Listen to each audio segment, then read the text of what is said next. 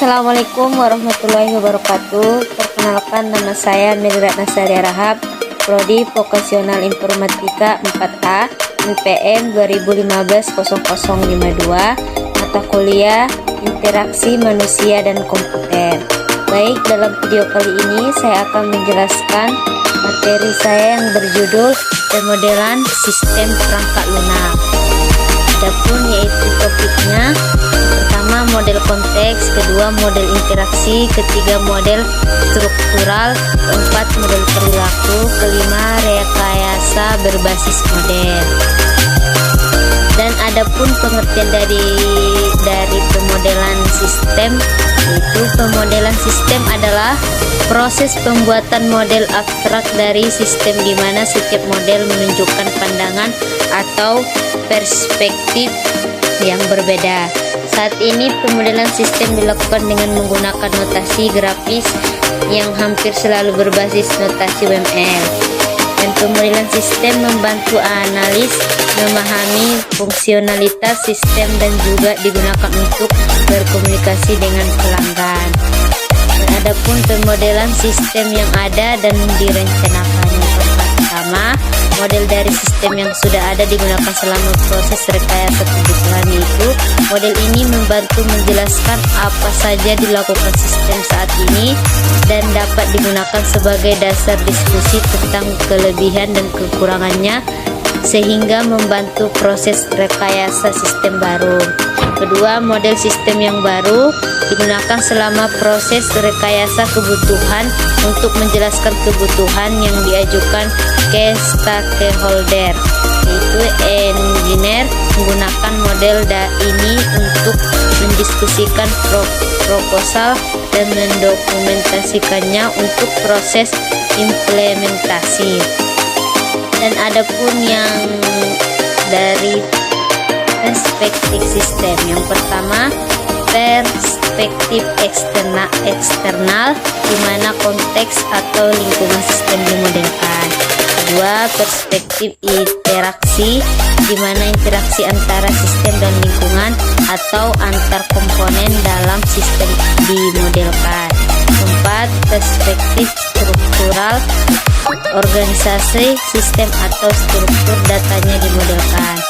Yang keempat, perspektif perilaku di mana perilaku dinamis sistem atau bagaimana sistem merespons suatu kejadian dimodelkan. Dan adapun jenis diagram UML, yang pertama, activity diagram menunjukkan aktivitas-aktivitas yang ada dalam suatu proses atau pemrosesan data. Kedua, use case diagram menunjukkan interaksi antara sistem dan lingkungannya. Ketiga, sequence diagram menunjukkan interaksi antara aktor dan sistem serta aktor komponen sistem. Empat, class diagram menunjukkan kelas-kelas objek dalam sistem dan hubungan antar kelas. Dan kelima, state diagram menunjukkan bagaimana sistem reaksi terhadap kejadian internal dan eksternal. Dan yang terakhir, gunakan model grafis. Yang pertama, sebagai alat yang memfasilitasi diskusi tentang sistem yang ada dan yang sedang diajukan. Model ini yang tidak lengkap dan tidak benar diperbolehkan karena perannya hanya untuk membantu diskusi. Kedua, sebagai cara untuk mendokumentasikan sistem yang ada. Model ini seharusnya merepresentasikan sistem dengan akurat tapi tidak harus lengkap. Ketiga, sebagai deskripsi sistem yang detail yang dapat digunakan untuk menghasilkan implementasi sistem. Model ini harus benar dan lengkap. Baik, cukup sekian dari saya. Kalau ada yang salah, saya mohon maaf. Assalamualaikum warahmatullahi wabarakatuh. Assalamualaikum warahmatullahi wabarakatuh. Perkenalkan, nama saya Fiona Adiara dari Prodi Vokasional Informatika 4A dengan NPM 2015-0081. Di sini saya akan menjelaskan mengenai proses rekayasa kebutuhan. Proses rekayasa kebutuhan. Proses yang digunakan untuk rekayasa kebutuhan sangat bervariasi, tergantung pada domain aplikasi. orang yang terlibat dan organisasi yang mengembangkan kebutuhan. Namun ada sejumlah aktivitas umum yaitu pemunculan kebutuhan, analisa kebutuhan, validasi kebutuhan, dan manajemen kebutuhan. Rekayasa kebutuhan adalah aktivitas imperatif yang saling terkait. Pemunculan dan analisa kebutuhan disebut pemunculan kebutuhan atau penemuan kebutuhan. Melibatkan staf teknis yang bekerja bersama pelanggan untuk menemukan domain aplikasi, pelayanan yang harus disediakan, sistem, dan batasan operasionalnya. Mungkin melibatkan pengguna, manajer, insinyur yang terlibat perawatan sistem, dan lain-lain. Proses pemunculan dan analisa kebutuhan. 1. Requirements discovery. 2. Requirements classification and organization. 3. Requirements prioritization and negotiation. 4. Requirements specification. Aktivitas proses penemuan kebutuhan berinteraksi dengan stakeholder untuk menemukan kebutuhan mereka. Kebutuhan domain juga ditemukan pada tahap ini. Klasifikasi dan penyusunan kebutuhan mengelompokkan kebutuhan yang terkait dan menyusunnya ke dalam cluster dan korohen. Penyusunan prioritas dan negosiasi menyusun prioritas kebutuhan dan menyelesaikan konflik kebutuhan. Spesifikasi kebutuhan mendokumentasikan kebutuhan dan memasukkannya ke tahap spiral selanjutnya. Masalah pada pemunculan kebutuhan. Stakeholder tidak tahu apa yang sebenarnya diinginkan. Stakeholder mengekspresikan kebutuhannya dengan istilah mereka yang tidak dimengerti pengembang. Stakeholder yang berbeda bisa mengalami konflik kebutuhan. Faktor organisasi dan politik memengaruhi kebutuhan sistem. Kebutuhan berubah selama proses analisa, stakeholder baru muncul dan lingkungan bisnis berubah. Penemuan kebutuhan. Proses pengumpulan informasi tentang sistem yang ada dan yang dibutuhkan serta pemilihan kebutuhan pengguna dan sistem dari informasi tersebut. Interaksi dengan stakeholder mulai dari manajer hingga regulator eksternal. Stakeholder System Management Pasien RSJ. Pasien yang informasinya disimpan dalam sistem, dokter yang bertanggung jawab memeriksa dan merawat pasien, perawat yang mengatur konsultasi dan memberikan sejumlah perawatan, resepsionis yang mengelola janji konsultasi pasien, staf IT yang bertanggung jawab menginstal dan merawat pasien. Proses penemuan kebutuhan yaitu wawancara, skenario, kasus pengguna, dan etnografi. Wawancara formal dan informal dengan stakeholder merupakan bagian penting dalam proses rekayasa kebutuhan. Jenis wawancara tertutup berdasarkan daftar pertanyaan. Wawancara terbuka di mana berbagai masalah didapatkan dari stakeholder. Wawancara efektif berpikiran terbuka, hindari membuat asumsi awal dan dengarkan stakeholder. Dorong orang yang diwawancara untuk berdiskusi. Praktek wawancara biasanya campuran antara wawancara terbuka dan tertutup. Wawancara baik untuk memahami apa yang dilakukan stakeholder dan bagaimana mereka akan berinteraksi dengan sistem. Wawancara tidak baik untuk memahami kebutuhan domain atau pengembang tidak memahami terminologi domain tertentu. Skenario adalah contoh nyata bagaimana sistem digunakan. Skenario mencakup deskripsi situasi awal, deskripsi aliran kejadian normal, deskripsi kesalahan yang mungkin terjadi, informasi aktivitas selanjutnya, deskripsi kondisi ketika skenario selesai. Kasus penggunaan atau use case. Kasus penggunaan merupakan teknik berbasis skenario pada UML yang mengidentifikasikan aktor dan interaksi dalam sistem. Sejumlah kasus penggunaan harus mendeskripsikan semua interaksi yang mungkin dalam sistem. Diagram sequence dapat digunakan untuk memperinci kasus penggunaan dengan menunjukkan urutan kejadian dalam sistem. Etnografi, ilmuwan sosial mengamati dan menganalisa bagaimana orang bekerja, sehingga mereka tidak perlu menjelaskan pekerjaannya. Faktor organisasi dan sosial penting mungkin diamati. Ruang lingkup etnografi, kebutuhan didapatkan dengan mengamati bagaimana orang bekerja, bukan bagaimana seharusnya mereka bekerja. Kebutuhan didapatkan dari kerjasama dan kesadaran akan aktivitas orang lain. Etnografi efektif untuk memahami proses yang ada, bukan untuk mengidentifikasi fitur baru yang harus ditambahkan ke dalam sistem. Validasi kebutuhan bertujuan untuk menunjukkan bahwa kebutuhan sesuai dengan yang diinginkan pelanggan. Biaya kesalahan definisi kebutuhan sangat tinggi sehingga validasi sangat penting. Memperbaiki kesalahan kebutuhan sehingga penggunaan sistem membutuhkan biaya hingga 100 kali memperbaiki kesalahan implementasi. Pemeriksaan kebutuhan, kebenaran, apakah sistem menyediakan fungsi yang dibutuhkan pelanggan? Konsistensi, apakah ada konflik kebutuhan? Kelengkapan, apakah semua fungsi yang dibutuhkan pelanggan tersedia? Realisme, dapatkah kebutuhan diimplementasikan dengan anggaran dan teknologi yang ada? Verifikasi, dapatkan kebutuhan diperiksa. Manajemen kebutuhan adalah proses pengelolaan perubahan kebutuhan selama proses rekayasa kebutuhan dan pengembangan sistem. Kebutuhan baru muncul saat sistem dikembangkan dan setelah digunakan. Anda perlu melacak kebutuhan dan merawat hubungan antara kebutuhan yang saling tergantung satu sama lain sehingga bisa menilai efek perubahan kebutuhan. Perubahan kebutuhan, lingkungan bisnis dan teknis berubah setelah proses instalasi. Adanya perangkat lunak baru atau perubahan prioritas bisnis dapat mengubah kebutuhan sistem. Orang yang membayar pengembangan sistem dan penggunaan sistem biasanya berbeda. Pelanggan menentukan kebutuhan karena batasan anggaran dan organisasi yang mungkin bertentangan dengan kebutuhan pengguna. Sehingga setelah digunakan perlu menambah fitur baru sehingga sistem sesuai dengan tujuannya. Perubahan kebutuhan 2. Sistem yang besar biasanya memiliki penggunaan yang bermacam-macam. Dengan kebutuhan yang berbeda dan prioritas kebutuhan dapat menimbulkan pertentangan. Kebutuhan akhir harus merupakan kompromi antara pengguna. Manajemen perubahan kebutuhan, analisa masalah dan spesifikasi perubahan. Pada tahap ini, masalah atau perubahan dianalisa untuk memeriksa apakah sudah sesuai. Hasilnya bisa berupa perubahan kebutuhan atau penolakan permintaan perubahan. Analisa dan biaya perubahan. Perubahan dianalisa dan biaya perubahan kebutuhan dihitung untuk menentukan apakah akan memproses perubahan kebutuhan atau tidak. Implementasi perubahan, modifikasi dokumen kebutuhan, desain sistem dan implementasi. Idealnya dokumen diorganisir kembali sehingga perubahan dapat diimplementasikan dengan mudah.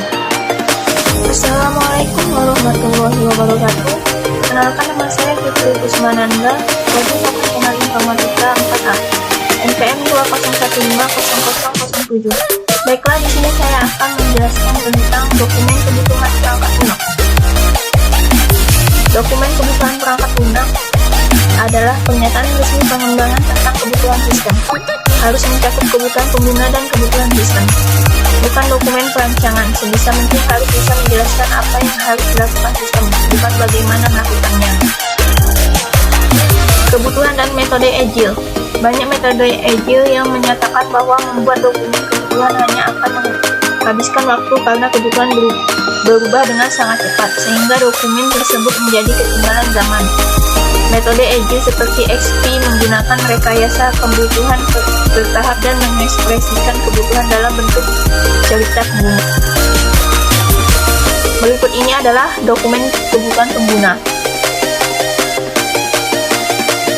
Variasi dokumen kebutuhan. Informasi yang ada dalam dokumen kebutuhan tergantung pada jenis sistem metode pengembangan yang digunakan. Sistem yang dikembangkan secara bertahap biasanya memiliki detail yang lebih sedikit di dalam dokumen kebutuhannya. Standar dokumen kebutuhan misalkan adalah standar AEE. Standar ini sering digunakan untuk mendefinisikan kebutuhan pada proyek rekayasa sistem yang besar. Berikut ini adalah struktur dokumen kebutuhan. Spesifikasi kebutuhan merupakan proses menuliskan kebutuhan penggunaan dan sistem ke dalam dokumen kebutuhan. Kebutuhan pengguna harus dapat dimengerti pengguna dan pelanggan yang tidak memiliki latar belakang teknis. Kebutuhan sistem dibuat lebih rinci dan mungkin mencakup informasi yang lebih teknis. Kebutuhan bisa menjadi bagian kontrak pengembangan sistem. Oleh karena itu, penting untuk membuat selengkap mungkin. Kebutuhan dan perancangan. Pada prinsipnya, kebutuhan menjelaskan apa yang dilakukan sistem, sedangkan desain menjelaskan bagaimana sistem melakukannya. Pada prakteknya, kebutuhan dan desain tidak dapat dipisahkan. Arsitektur sistem dirancang untuk menyusun kebutuhan. Sistem dapat beroperasi dengan sistem lain sehingga menghasilkan kebutuhan baru. Pengguna arsitektur khusus untuk memenuhi kebutuhan non-fungsional bisa jadi merupakan kebutuhan domain. Berikut ini adalah cara menuliskan spesifikasi kebutuhan sistem. Spesifikasi bahasa alamiah. Kebutuhan dapat dituliskan menjadi kalimat bahasa alami yang dilengkapi dengan diagram dan tabel. Digunakan untuk menuliskan kebutuhan karena ekspresif, intuitif, dan global sehingga kebutuhan dapat dimengerti pengguna dan pelanggan. Petunjuk penulis kebutuhan. Buat format standar dan digunakan untuk semua kebutuhan. Gunakan bahasa secara konsisten. Gunakan highlight untuk mengidentifikasi bagian kebutuhan. Hindari pengguna jargon komputer. Beri penjelasan mengapa kebutuhan tersebut penting. Masalah pengguna bahasa alami. Kurang jelas. Ketepatan sulit diperoleh tanpa membuat dokumen sulit dibaca. Kekacauan kebutuhan. Kebutuhan fungsional dan non-fungsional sering dicampur. Penggabungan kebutuhan. Beberapa kebutuhan yang berbeda mungkin diekspresikan bersama-sama. Contoh kebutuhan dengan bahasa alami untuk sistem pompa insulin. Berikut ini adalah contohnya. Spesifikasi terstruktur. Kebutuhan dituliskan dengan cara standar, baik untuk beberapa jenis kebutuhan, tetapi kaku untuk jenis kebutuhan lainnya. Spesifikasi berbasis formulir. Definisi fungsi atau entitas. Deskripsi input dan asalnya. Deskripsi output dan tujuannya. Informasi kebutuhan komputasi dan entitas lain yang digunakan. Deskripsi aksi yang diambil, kondisi awal dan akhir, efek samping suatu fungsi. Berikut ini adalah spesifikasi terstruktur kebutuhan pompa insulin. Spesifikasi berbentuk tabel digunakan sebagai tambahan bahasa alamiah. Sangat penting ketika harus menentukan sejumlah aksi alternatif. Contoh, komputasi sistem pompa insulin berdasarkan perubahan level gula darah dan tabel menjelaskan bagaimana menghitung kebutuhan insulin untuk skenario yang berbeda. Berikut ini adalah tabel spesifikasi komputasi pompa insulin. Baiklah, sekian dari saya, kurang dan lebihnya mohon maaf. Saya akhiri. Wassalamualaikum warahmatullahi wabarakatuh. Assalamualaikum warahmatullahi wabarakatuh. Nama saya Saiful Fauzan, NPM 2015076. Di video ini saya akan menjelaskan materi dari mata kuliah RPL, yaitu materinya rekayasa kebutuhan perangkat lunak. Topiknya kebutuhan fungsional dan non-fungsional, dokumen kebutuhan perangkat lunak, spesifikasi kebutuhan, proses rekayasa kebutuhan, analisa dan pemunculan kebutuhan, validasi kebutuhan dan manajemen kebutuhan. Rekayasa kebutuhan merupakan proses menentukan layanan yang dibutuhkan pelanggan dan batasan sistemnya. Kebutuhan itu sendiri merupakan deskripsi layanan sistem dan batasan yang dihasilkan selama proses rekayasa kebutuhan. Apakah kebutuhan itu? Kebutuhan mencakup abstraksi layanan dan batasan sistem hingga fungsi matematis mendetail. Kebutuhan dapat bertindak sebagai dua fungsi, yaitu sebagai dasar penawaran kontrak, sehingga harus terbuka terhadap perbedaan penafsiran. Kedua, sebagai bagian dari kontrak itu sendiri, sehingga harus dibuat mendetail. Jenis kebutuhan ada dua. Yang pertama, kebutuhan pengguna, yaitu berupa pernyataan dalam bahasa natural dan diagram berisi layanan yang disediakan sistem dan batasan operasionalnya. Yang kedua, kebutuhan sistem, yaitu dokumen terstruktur yang menjelaskan deskripsi lengkap dari fungsi, layanan, dan batasan operasional sistem. Kebutuhan sistem mendefinisikan apa yang harus diimplementasikan sehingga bisa menjadi bagian kontrak antara klien dan kontraktor. Sini ada contoh kebutuhan user dan sistem. Selanjutnya ada kebutuhan fungsional dan non-fungsional. Pertama, kebutuhan fungsional. Kebutuhan fungsional mendeskripsikan fungsionalitas atau layanan sistem, tergantung pada jenis perangkat lunak, pengguna, dan jenis sistem di mana perangkat lunak digunakan. Kebutuhan fungsional pengguna mungkin menjelaskan apa yang harus dilakukan sistem. Kebutuhan fungsional sistem seharusnya mendeskripsikan layanan sistem secara detail. Kebutuhan fungsional pada sistem manajemen pasien RSJ. Pengguna harus dapat mencari daftar janji di semua klinik. Sistem harus dapat menghasilkan daftar pasien yang membuat janji setiap hari untuk setiap klinik. Semua staf menggunakan pengenal berupa nomor pegawai sebanyak 8 digit. Ketidaktepatan kebutuhan. Masalah akan muncul ketika kebutuhan tidak ditentukan dengan tepat. Kebutuhan yang ambigu mungkin diartikan berbeda oleh pengembang dan pengguna. Kelengkapan dan konsistensi kebutuhan. Pada dasarnya, kebutuhan seharusnya lengkap dan konsisten. Maksud dari lengkap yaitu mendeskripsikan semua fasilitas yang dibutuhkan, sedangkan konsisten tidak boleh ada konflik atau kontradiksi pada fasilitas sistem. Yang kedua, kebutuhan non-fungsional. Kebutuhan ini mendefinisikan properti sistem dan batasannya, misalkan ketangguhan, waktu respon, kemampuan alat, dan lain-lain. Kebutuhan proses mencakup perintah pengguna IDE, bahasa program, atau metode pengembangan tertentu. Kebutuhan non-fungsional bisa jadi lebih penting daripada kebutuhan fungsional, karena jika tidak terpenuhi maka sistem tidak dapat digunakan. Implementasi kebutuhan non-fungsional.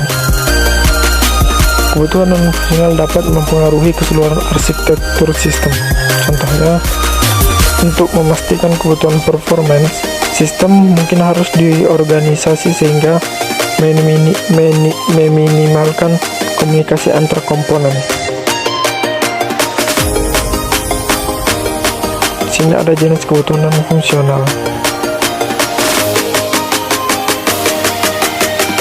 Klasifikasi kebutuhan non-fungsional ada 3. Pertama, kebutuhan produk, yaitu kebutuhan yang menentukan bahwa produk yang dihasilkan harus memiliki perilaku tertentu, misalkan kecepatan eksekusi, ketahanan, dan lain-lain. Kedua, kebutuhan organisasi, kebutuhan yang merupakan konsekuensi dari kebijakan atau prosedur organisasi, misalkan standar proses yang digunakan, kebutuhan implementasi, dan lain-lain. Dan terakhir, kebutuhan eksternal, kebutuhan yang muncul karena adanya faktor eksternal sistem, misalkan kebutuhan legislatif, dan lain-lain. Di sini ada contoh kebutuhan non-fungsional manajemen pasien RSJ.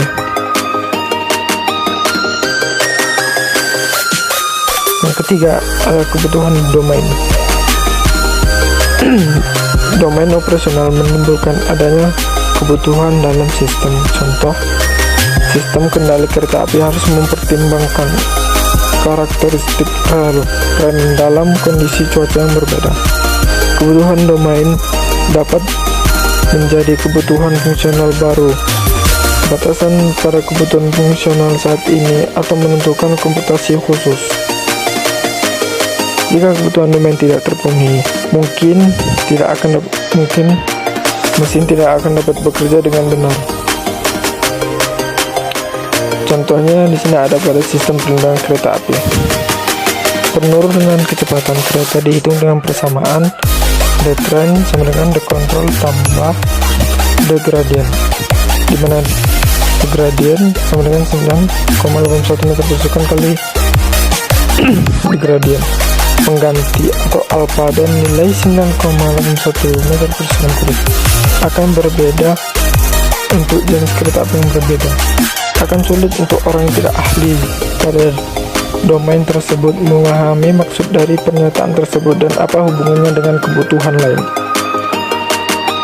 Masalah pada kebutuhan domain ada 2. Pertama, pemahaman, yaitu kebutuhan diekspresikan dalam domain aplikasi sehingga sering tidak dipahami pengembang perangkat lunak. 2. Implisit, yaitu sang ahli memahami area ini dengan sangat baik sehingga mereka tidak memikirkan untuk menyebutkannya secara eksplisit. Mungkin itu saja yang dapat saya jelaskan, kurang dan lebihnya saya mohon maaf. Assalamualaikum warahmatullahi wabarakatuh. Assalamualaikum warahmatullahi wabarakatuh. Saya Monika dari Prodi Pendidikan Vokasional Informatika 4A dengan nomor NPM 2015054. Di sini saya akan menjelaskan sedikit dari pengembangan perangkat lunak menggunakan metode Agile. Ada pengembangan topik. Yang pertama ada pengembangan perangkat lunak dengan cepat atau rapid. Yang kedua ada metode Agile. Yang ketiga ada prinsip-prinsip metode Agile. Yang keempat ada penerapan metode Agile. Dan yang kelima ada kelemahan metode Agile. Yang pertama ada pengembangan perangkat lunak dengan cepat atau rapid, ialah salah satu kebutuhan penting untuk sistem perangkat lunak. Bisnis beroperasi dengan cepat. Perubahan kebutuhan yang cepat menjadikan sulit sekali untuk membuat kebutuhan perangkat lunak yang stabil. Perangkat lunak harus berevolusi dengan cepat untuk memenuhi kebutuhan bisnis yang cepat berganti. Spesifikasi, desain, dan implementasi dilakukan secara berselang-seling. Sistem dibangun dalam urutan versi, di mana pemangku kepentingan terlibat dalam evaluasi tiap versi. Antarmuka atau JEI dibangun menggunakan IDE, Integrated Development Environment atau KPET grafis. Yang kedua ada metode Agile, yaitu ketidakpuasan akan metode desain tahun 1980-an dan 1990-an menyebabkan lahirnya metode Agile. Metode Agile memiliki karakteristik sebagai berikut. Yang pertama ada fokus kepada kode daripada desain. Yang kedua ada berbasis kepada pendekatan iteratif. Yang ketiga ada menyelesaikan perangkat lunak dengan cepat dan berevolusi dengan cepat untuk memenuhi perubahan kebutuhan pengguna perangkat lunak. Lalu ada menghilangkan biaya ekstra atau overhead pada proses perangkat lunak dan merespon dengan cepat perubahan kebutuhan tanpa kerja ulang yang terlalu banyak. Agile Manifesto, we are uncovering better ways of developing software by doing it and helping others do it. So, this what we have come to value. Individuals and interaction over process and tools, working software over comprehensive documentation, customer collaboration over contract negotiation, responding to change over following a plan. That is, while there is value in the items on the right, we value the items on the left not. Yang ketiga ada prinsip-prinsip metode Agile. Yang pertama ada keterlibatan pengguna, yaitu pengguna harus ikut terlibat dalam proses pengembangan.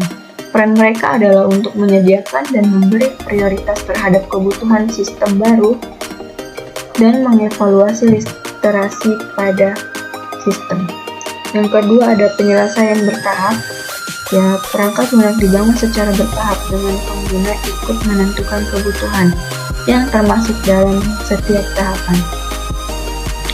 Lalu yang ketiga ada fokus pada orang bukan proses, di mana keahlian dan kemampuan tim pengembang harus dimanfaatkan. Anggota tim harus diberi kebebasan untuk menentukan cara bekerja mereka sendiri. Yang keempat ada mengakomodasi perubahan, yaitu mengantisipasi kebutuhan sistem akan berubah sehingga membuat desain sistem yang dapat mengakomodasi perubahan. Yang kelima ada menjaga kesederhanaan, di mana fokus kepada kesederhanaan perangkat lunak yang sedang dibangun, mengurangi secara aktif kompleksitas dari sistem.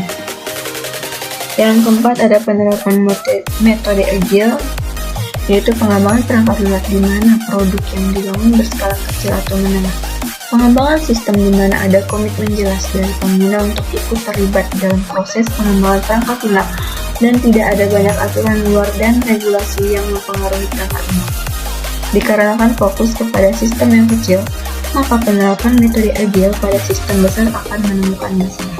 Yang kelima, ada kelemahan metode agile, yaitu akan sulit menjaga minat pengguna perangkat lunak untuk tetap terlibat dalam proses pengembangan. Lalu yang kedua, ada anggota tim mungkin tidak sesuai dengan karakteristik metode agile. Yang ketiga, ada memberi prioritas pada perubahan akan sulit jika ada banyak pemangku kepentingan. Lalu yang keempat, ada menjaga kesederhanaan sistem memerlukan kerja ekstra.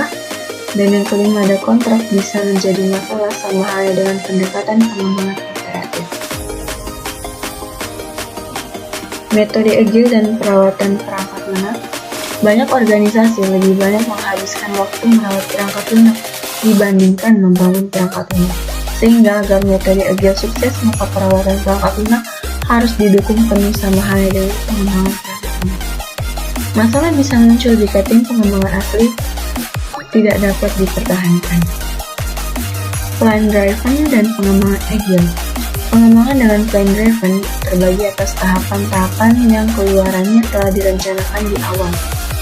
Sedangkan pengembangan dengan agile, spesifikasi, desain, implementasi, dan uji coba dilakukan secara berserang. Keluaran dari proses pengembangan ditentukan melalui proses negosiasi selama proses pengembangan perangkat lunak. Berikut ini ya ilustrasi dari plan driven dan pengembangan agile. Ada requirements engineering, lalu requirements specification, design, dan implementation. Lalu di agile development ada requirements engineering dan design and implementation.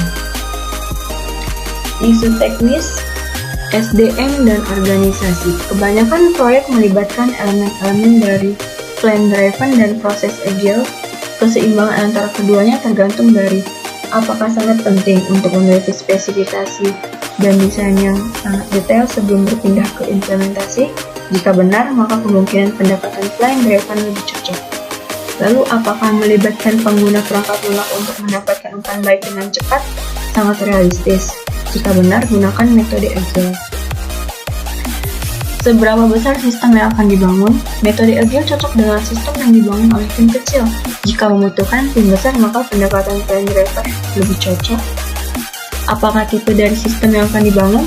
Pendekatan plan driven dibutuhkan untuk membangun sistem yang membutuhkan banyak analisis sebelum implementasi. Lalu, berapa lama umur hidup sistem? Sistem dengan umur hidup lama membutuhkan dokumentasi desain untuk komunikasi antar pengembangan, dan tim pendukung. Teknologi apa yang tersedia untuk mendukung pengembangan sistem? Metode agile tergantung pada karkas berkualitas untuk mengakomodasi desain yang berevolusi. Bagaimana organisasi tim pengembang? Jika tim pengembang tersebar, maka sebuah dokumen desain perlu dibuat untuk berkomunikasi. Seberapa bagus kualitas desainer dan programmer di tim pengembang? Metode agile membutuhkan kualitas individu yang lebih tinggi. Mungkin hanya itu saja yang dapat saya sampaikan. Kurang dan janggalnya saya mohon maaf. Wassalamualaikum warahmatullahi wabarakatuh.